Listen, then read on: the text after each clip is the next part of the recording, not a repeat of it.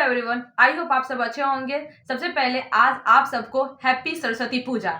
तो आज मैंने कहा था कि मैं इंटरेस्टिंग टॉपिक लाऊंगी। सबसे पहले मुझे लगा कि मैं क्या लाऊं, तो मैंने सोचा कि बहुत सारे लोगों को ऑपरेशन मतलब ये होता है ना कि ऑपरेशन से पहले जो पेशेंट का सेफ और हॉस्पिटल सेफ दोनों अपना सेफ्टी देखता है।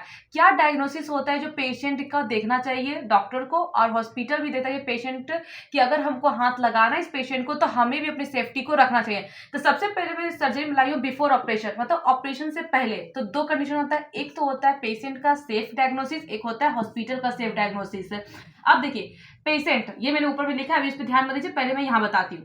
तो पेशेंट का सेफ डायग्नोसिस में हम क्या क्या करते हैं। सबसे पहले टीएलसी डीएलसी इन्फेक्शन सीन।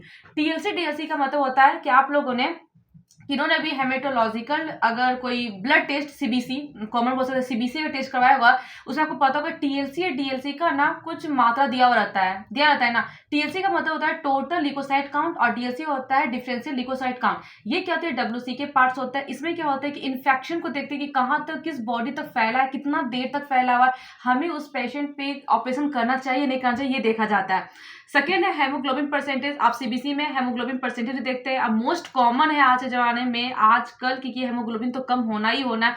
अगर ब्लड इतना है कि अगर हम उनका ऑपरेशन करेंगे, मुझे हमें पता है कि ऑपरेशन जब करते हैं तो बहुत सारा ब्लड लॉस होता है, तो उसमें भी देखना होगा कि ब्लड इतना है कि बॉडी सर्वाइव करेगा कि नहीं करेगा। अगर मान लीजिए कि 11% से हेमोग्लोबिन कम है तो हमें उस पेशेंट को हाथ नहीं लेना चाहिए, ऑपरेशन के लिए नहीं देना चाहिए। अगर वो हमें लगता है कि मेडिकेशन से अगर हम इसे क्योर कर सकते हैं कुछ दिन तक, जब तक उसका हेमोग्लोबिन 11 से नहीं पहुंचा तब तक हमें करना चाहिए। थर्ड है ब्लड शुगर रैंडम। ये भी कॉमन ही है डिजीज इंडिया में, खास करके ब्लड शुगर रैंडम। वो अगर बढ़ा होगा तो हीलिंग लेट से होगा, हीलिंग अच्छे से होने नहीं देगा। क्या होता है ब्लड शुगर में बहुत ज्यादा उसमें हीलिंग होने देता है, हीलिंग लेट से होता है लेकिन लेट से होता है। इसमें भी हमको देखना पड़ेगा, किसी को डायबिटीज है तो उसमें भी हमको देखना पड़ेगा कि हमें ऑपरेशन करना चाहिए या नहीं करना चाहिए। फिर नेक्स्ट है बीटी सीटी एंड पीटी। अब इसके हम डिटेल बताते हैं। ब्लीडिंग टाइम क्या होता है, क्लोटिंग टाइम क्या होता है, प्रोथ्रोम्बिन टाइम क्या होता है, ये बहुत इंपॉर्टेंट है। और मैंने यहाँ कुछ पॉइंट लिखा है। सबसे ब्लेड क्या होता है ना, जो ब्लेड होता है ना ऑपरेशन करते उसमें दो तरह का ब्लेड लगता है। एक तो बीपी ब्लेड होता है, एक होता है कोटिंग ब्लेड होता है। बीपी ब्लेड में क्या होता है, नॉर्मल डायरेक्टली होता है बॉडी के ऊपर, जो होता है ना ऊपर बॉडी के ऊपर, हम उसके ऊपर इंसिस्ट करते हैं, उसको बोलते हैं बीपी ब्लेड। लेकिन कोटिंग ब्लेड क्या होता है, इलेक्ट्रिक होता है। उसमें क्या होता है ब्लड लॉस नहीं होता है, क्योंकि उसमें क्या होता है ब्लड वेसल्स को ही ब्लॉक करता है। जब ब्लड वेसल्स ही ब्लॉक है तो इसका मतलब क्या होगा कि वहां तो ब्लड निकलेगा ही नहीं। अब मैंने यहाँ कुछ और पॉइंट लिखा है कि ऑपरेशन में क्या होता है, मिनिमम कितना देर ऑपरेशन में लगता है और सबसे ज्यादा किस में लगता है, सबसे कम किस में लगता है। मिनिमम 15 मिनट तक ऑपरेशन होता है, डिपेंड करता है सिचुएशन पे। ये मैं बस बता रही हूँ कितना टाइम लगता है। ये जरूरी नहीं कि मैंने 15 मिनट बोला तो 15 मिनट लगेगा ही, कम में, और मैक्सिमम 6 आवर्स तक लगता है। और स्पाइन में है जो 8 आवर्स तक ऑपरेशन जाता है। एक बात और देखें, जब भी ऑपरेशन होता है आफ्टर ऑपरेशन के बाद जब भी पेशेंट होश में आता है तो उनका बीपी लो हो जाता है, पेशेंट का बीपी लो रहता है। अब मैंने बताया था कि बिफोर ऑपरेशन में कि पेशेंट सेफ। अब मैं इसमें बताऊंगी बीटी सीटी एंड पीटी बताती हूँ कि बीटी का टाइम कितना होना चाहिए, सीटी का टाइम कितना होना चाहिए, प्रोथ्रोम्बिन का टाइम कितना होना चाहिए।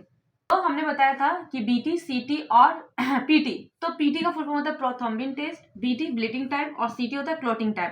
प्रोथ्रोम्बिन जो टाइम होता है वो नॉर्मल क्या होता है 14 to 16 सेकेंड नॉर्मल रहता है। इससे ऊपर हो गया ये देखा जाता है बोन ऑपरेशन के टाइम देखा जाता है। Bleeding time blood loss normal कितने मिनट तक होता है, 1 to 3 मिनट तक होता है। इससे अगर ज्यादा हो गया 3 मिनट से ज्यादा मतलब प्रॉब्लम मतलब 3 से ज्यादा हो गया लगातार रहा, वो दो जगह दिखता है। एक वॉन विलब्रांड फैक्टर डिफिशियंसी होता है उनमें दिखता है, और एक होता है प्लेटिलेट की डिफिशियंसी होगा तो उसमें ब्लीडिंग टाइम ज्यादातर जाएगा। Clotting time normal 2 to 5 minute तक क्लोटिंग हो जाना चाहिए। अगर नहीं होता है, क्लोटिंग फैक्टर भी लंबा चला गया तो कैल्शियम की कमी है, कैल्शियम खिलाओ उनको। वो क्लोटिंग फैक्टर जो मैंने कहा था कि 13 क्लोटिंग फैक्टर होता है। 13 क्लोटिंग फैक्टर में 1 2 3 5 7 8 9 एंड 10 ये क्लोटिंग फैक्टर ये सब में से रहेगा तो उसको क्लोटिंग टाइम लंबा हो जाएगा। अब मैंने सेकेंड बताया था कि पेशेंट सेफ डायग्नोसिस इतना देख लेंगे। अब हम देखते हैं hospital safe diagnosis. Hospital safe diagnosis में 3 वायरल देखता है, मार्क देखता है। ये 3 कभी भी डॉक्टर हाथ नहीं लगाना चाहेगा, उसको जितना भी पैसा दे दो। ये 3 खासकर एचआईवी होता है, हेपेटाइटिस बी होता है और एससी भी होता है हेपेटाइटिस सी वायरस। ये तीनों पे पेशेंट खास करके रेयर ही होता है जो देखा जाता है, लेकिन ये तीनों को हॉस्पिटल सेफ डायग्नोसिस अपने हिसाब से करता है। आई होप वीडियो को पसंद आ रही होगी। नेक्स्ट हम सोच रहे हैं एनेस्थीसिया के बारे में लाने के लिए। बहुत लोगों को पता नहीं था एनेस्थीसिया होता क्या है, कैसे लेते हैं, कितने तरह का एनेस्थीसिया होता है। तो मैं नेक्स्ट टॉपिक एनेस्थीसिया लाऊंगी और आई होप ये वीडियो को पसंद आ रही होगी और यूजफुल भी आपके लिए होंगे।